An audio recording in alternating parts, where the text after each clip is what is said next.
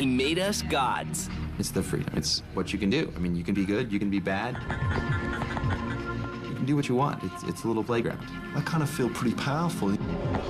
That was the moment, of course. That's what you are. You're God. And let us soar to new heights. Magic Carpet gives you a full sense of just freedom. We all love that. We love the idea of just being able to go anywhere and do anything.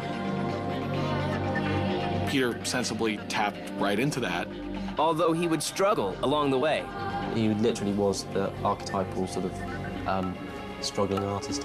His originality paved the way for others. Peter likes to push the boundaries. Sometimes you think, my God, how are we going to achieve these things? This is the story of one of gaming's biggest innovators. This is the story of Peter Molyneux.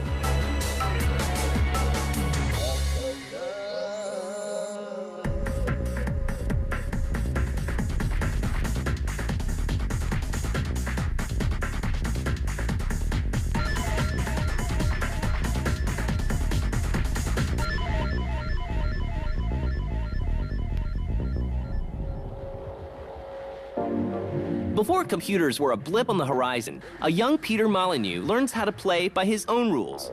Peter's parents play an early role in shaping his future career. My mother ran this toy shop, and that sounds, you know, wonderful being a kid. You think you would have every single toy known to man. Actually, what it meant is we got all the things that were broken, that people didn't want to buy. So we got lots of games without rules in, or Monopoly sets without money. So you just sort of had to kind of make up the rules.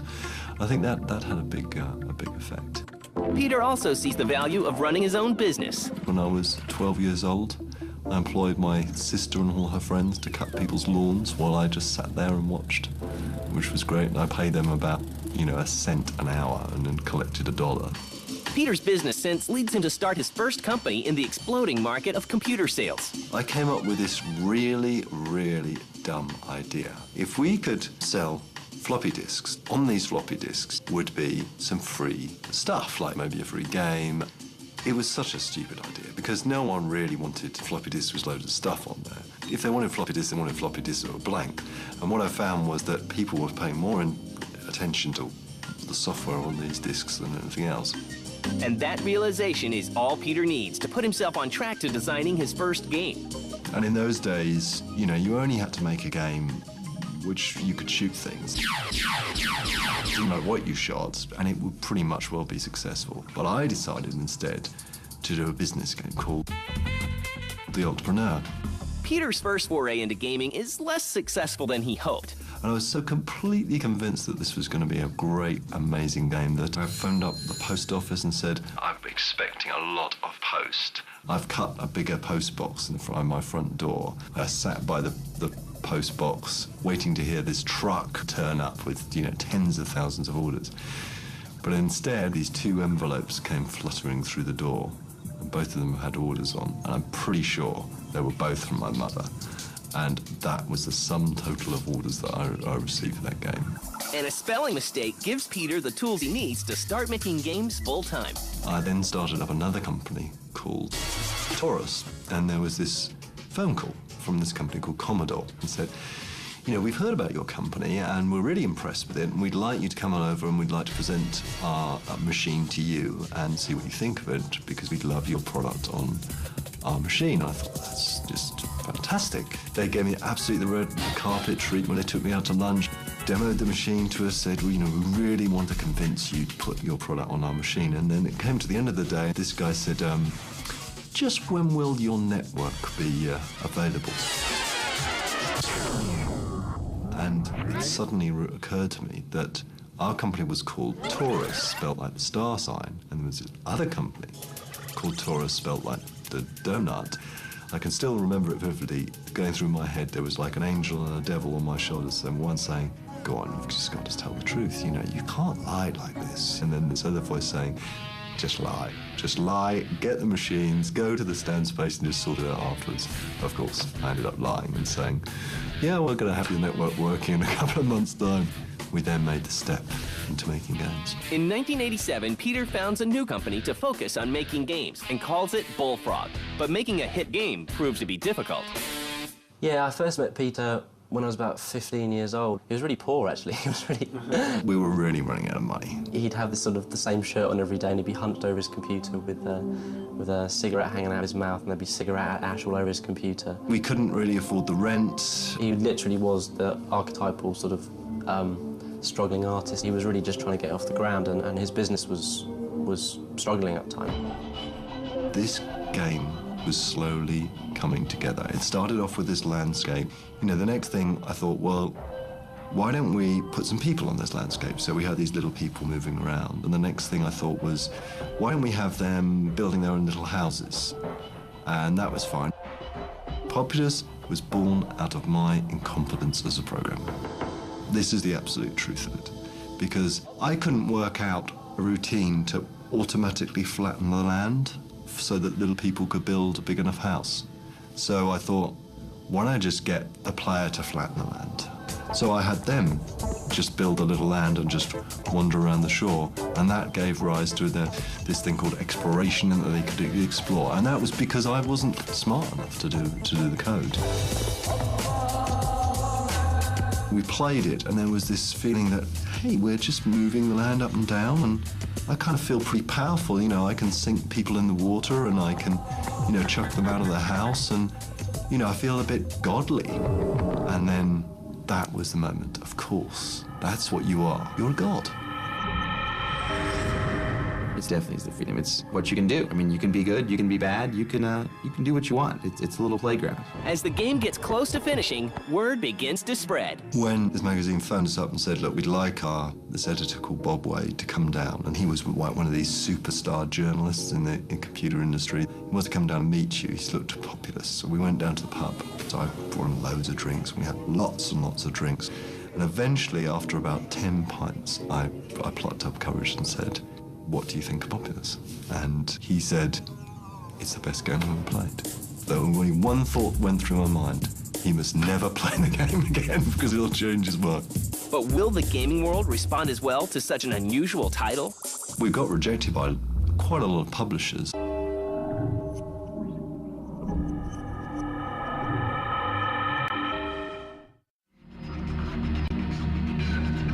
In 1989, Peter Molyneux's fledgling company, Bullfrog, struggles to convince publishers to take a chance on the unusual Populous. The way we convinced Electronic Arts was to get them down and to get them to play the game. And I think they started to see a glimpse of what the game could be. And then eventually they released the game. On June 1st, 1989, Electronic Arts releases Populous, and word spreads quickly about the game. And I got this phone call 3 weeks after it was released from one of the chief people at Electronic Arts. And he said, how's it feel to be a millionaire? It just seemed like suddenly there was this whole completely different world unfolding. Critics and fans can't get enough of the highly original game. One of my memories from college is a friend of mine coming up to me and saying, there's this game called Populous. You must see it. It is the greatest game I have ever seen. And I played Populous. I was like, this is the greatest game I've ever seen. You know, innovated a whole genre. I mean, the God game comes from Populous. While that game was fairly simple in design, the idea has gone on and multiplied. Like everything, I think, kind of owes something to Populous. But Peter realizes that success can sometimes bring pressures of a different kind. Suddenly, everyone turned around and said, what are you going to do next? And our publisher, Electronic Arts, said, look, it'd be really great if you could get your next game out by Christmas. We were at March at that time. So I had this idea for a game called Powermonger, but it was such an enormous amount of pressure to get that game finished that actually I made the fatal mistake of having a good idea, programming that idea up, and actually releasing it without ever really playing it. Despite the hectic release schedule, the game does reasonably well, and Peter gains a reputation as an innovative designer. We had won tons of awards for Populous, for Powermonger. Populous 2. I mean, that is an incredible feeling in a company. You know, this feeling of success, a feeling that we as a company were going somewhere. And I think it gave us all a confidence. The success of their first 3 games allows Bullfrog to begin work on several new titles at once, including a game that lets you pilot your own magic carpet. Magic Carpet is one of the early games that really gives you a full sense of just freedom. We love the idea of just being able to go anywhere and do anything. Peter sensibly tapped right into that and, knew that that's what people want to do. Theme Park. And the sci-fi Syndicate. Syndicate was another really, really successful game. It was pretty violent. It was about these group of people that you controlled that went around a city battling against other groups of people. With a string of hits under Bullfrog's belt, publishers start sniffing around their offices.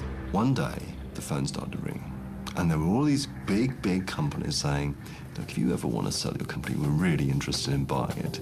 We're going to take you out to dinner, or we're going to fly you to this resort. And it was like being a rock star. Peter decides to sell Bullfrog to the company that took a chance on Populous. And in February of 1995, they join Electronic Arts. We decided to sell the company for 2 big reasons. The first reason, I have to be absolutely honest about, it was a vast sum of money. The other thing was this group of people were getting a little bit impatient. There was nowhere for them, lots of them to grow. They wanted to feel like there was more than this little company that was in. So selling out to Electronic Arts, who were really, really passionate about the games that we made, just seemed like really the right thing to do. Along with the change in ownership comes a new title for Peter. Part of the deal was that I became a vice president of Electronic Arts. Suddenly, the pressure is on the recently acquired Bullfrog to prove their worth. In the next few years, Bullfrog releases several new hit titles, a hospital simulation called Theme Hospital, and a return to the future in Syndicate Wars. And soon, work begins on a new game that turns a familiar genre on its head. Now, Dungeon Keeper was a game where you played the bad guy. It was one of my favorite ideas. Peter learns that his gift is building worlds and not businesses. I got pretty frustrated after a little while. Frustrated that I was not actually sitting behind a computer anymore. I was sitting in meeting rooms. And so about 2 years later, I said to myself, well, I'm just not enjoying as much as I did before because I'm not doing the thing I'm passionate about. I want to just focus on making great, fantastic games. Peter puts all his efforts into finishing Dungeon Keeper. As the game creeps past its original delivery date, EA questions whether it wants to continue with the production. Peter responds by making a personal investment in the project. I will finish Dungeon Keeper from my home and with a small team of people, and we'll just finish the game. That's exactly what we did do, and it was pretty tough at that time. When you're developing a game, you'll often run into a problem where the money may go away. And you have to decide at that point, do I believe in this project enough to fund it myself? We were locked up in his house for a period of time. And what we'd do with Dungeon Keeper, we had great fun because we'd play it against each other in the night. Okay, Peter say, there's a design flaw when he lost, and changed the game so it was altered around that. Electronic Arts releases Dungeon Keeper on June 26, 1997, and once again, the game is a hit for Bullfrog. You have conquered this realm. Despite Bullfrog's success, Peter decides to hop out on his own. I went to the president of Electronic Arts and I said, look, this is my problem. I'm not doing the job I love. I can either go back to being a designer, which was taking this huge step backwards, or I could leave, set up another company, and publish my games through Electronic Arts. And that is exactly what I did. When you first hear that he's leaving EA, you go like, they're losing, a visionary. But at the same time, I can see why he would want to go back to kind of his roots of having a smaller company. That's the kind of environment he thrives in, where there's a lot more innovation and kind of family, I think, values going on there. With the success of Dungeon Keeper, Peter leaves behind the company he helped create. Once again, the future is uncertain.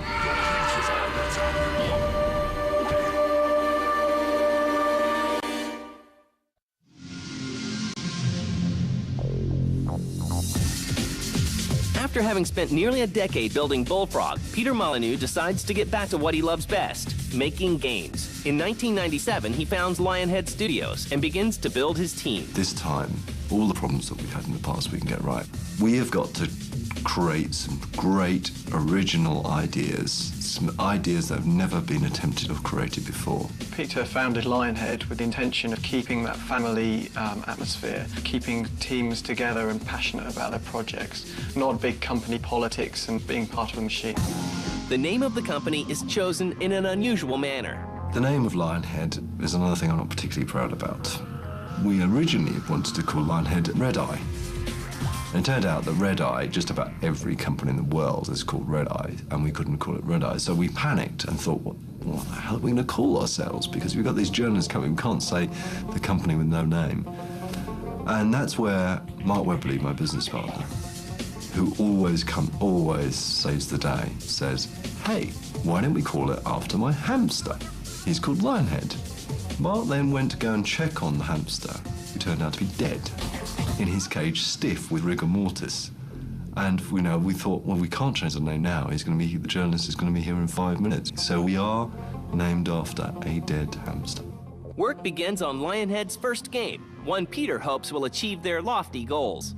The first game, Black and White, was really the foundation stone of what we wanted Lionhead to become. Some amazing technology, working with some incredible people.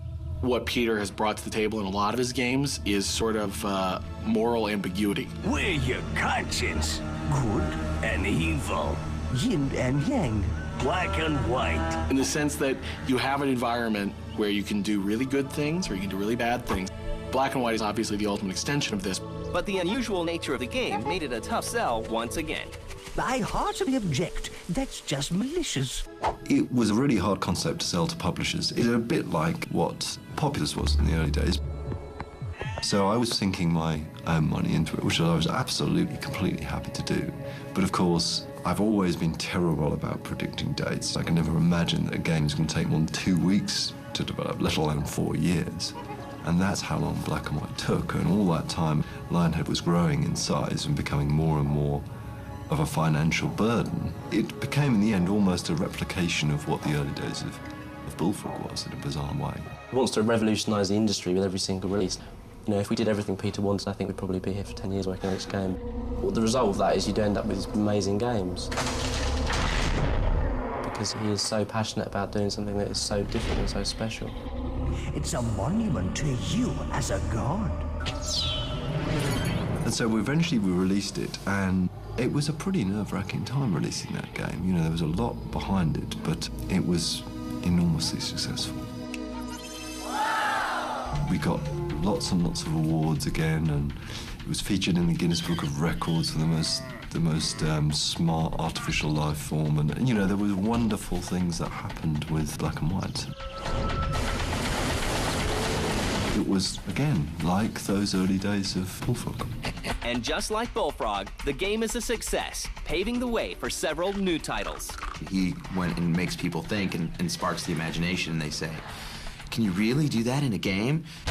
I smell combat. It just explodes from there. It kind of comes back to his ability to innovate and show you what you want to play.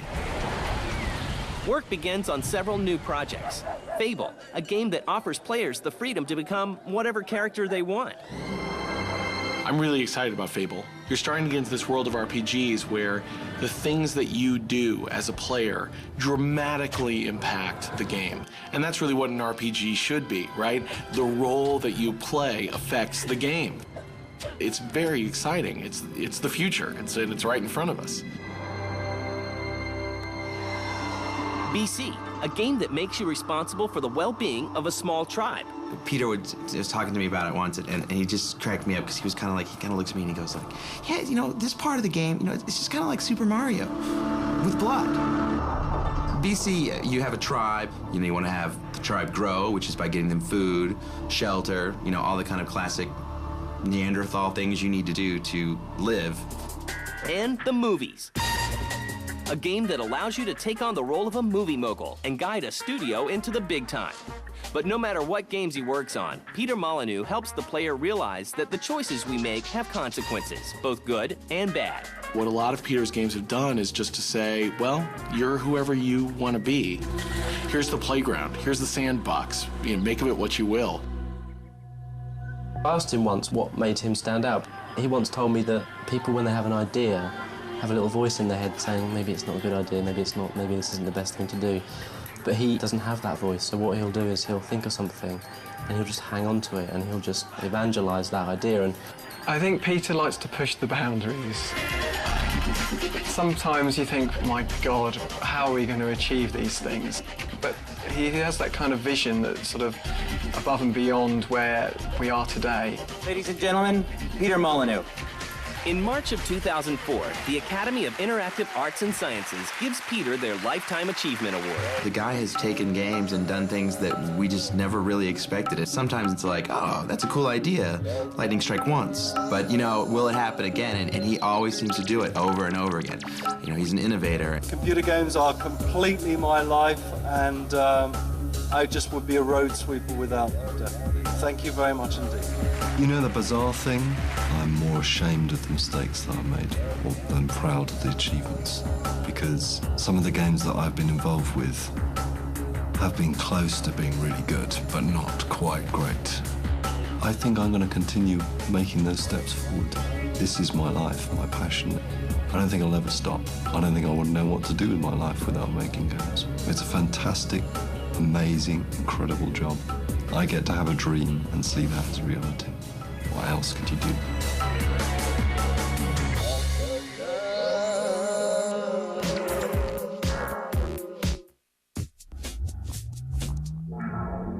The hottest gear.